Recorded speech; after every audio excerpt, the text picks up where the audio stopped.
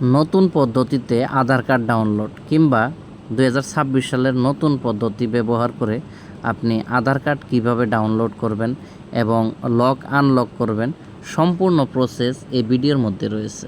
তো আশা করি আপনারা ভিডিওটি শেষ পর্যন্ত দেখবেন। একবার ভালো লাগলে লাইক করবেন আর বন্ধুদের কাছে শেয়ার করে দিয়ে তাদেরকেও দেখার সুযোগ করে দেবেন, কারণ আজকালে কিন্তু আধার কার্ডটা অনেক গুরুত্বপূর্ণ একটা নথি। তো এই নথিটা সব জায়গায় প্রয়োজন হয়। তো যখন আমরা হয়তো পিভিসি কার্ড বানিয়ে রাখি, সেই কার্ডটা হয়তো অনেক জায়গায় অ্যাকসেপ্ট করে না, যার জন্য হয়তো আমাদের অরিজিনাল কার্ডটা খোঁজে। আর অরিজিনাল কার্ডটা যদি আপনি ডাউনলোড করতে পারেন মোবাইল থেকে, তাহলে অবশ্যই কথাটা ভালো হয়, তাই না? তো চলুন আজকে শুরু করি সেই বিষয় নিয়ে। তো সর্বপ্রথম আপনি আপনার ক্রোম ব্রাউজার ওপেন করে নেবেন মোবাইল কিংবা কম্পিউটারের মধ্যে। তারপর এখানে মাই আধার বলে একটা অপশন আপনি লিখে দিবেন, সার্চ করে দেবেন। সার্চ করার পর যখন আপনার এখানে ডাউন দিকে দেখবেন আধার ডাউনলোড। তো আধার মানে ডাউনলোড আধারের মধ্যে ক্লিক করলে এখানে দেখুন আধার নাম্বার এখানে মারার জন্য বসবে।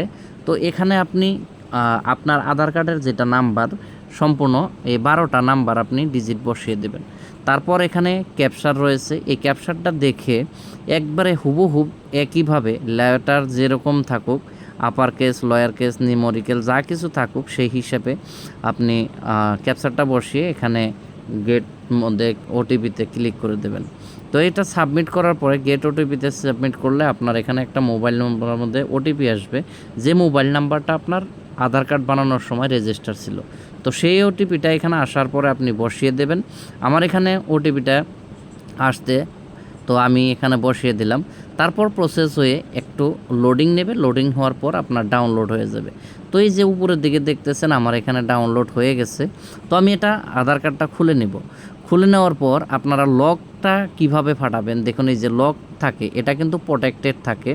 তো অবশ্যই অনেকেই জানেন না হয়তো, আর অবশ্যই আবার অনেকজনেই জানেন যে এই আধার কার্ডটার লক কিভাবে খোলা হয়।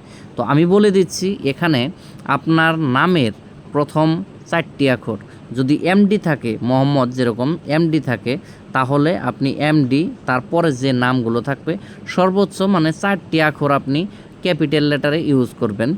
আর আপনার তারপরে জন্ম যেটা বছর, হয়তো 2001 হতে পারে, 2000 সন হতে পারে, বা হয়তো 1990 হতে পারে, এরকম আপনি যে ডেট অফ বার্থে মানে জন্ম বছরটা আপনি সেই বছরটা বসিয়ে দেবেন। আর অবশ্যই বুঝলেন, যেরকম আমি একটা এক্সাম্পল দিয়ে দিচ্ছি, এখানে এইভাবে আপনি বসিয়ে দিলে অবশ্যই আপনার লকটা আনলক হয়ে যাবে। তো আজকের ভিডিওটা এই পর্যন্তই, পরবর্তীতে অন্য ভিডিওর সাথে আবার দেখা হচ্ছে। খোদা হাফিজ।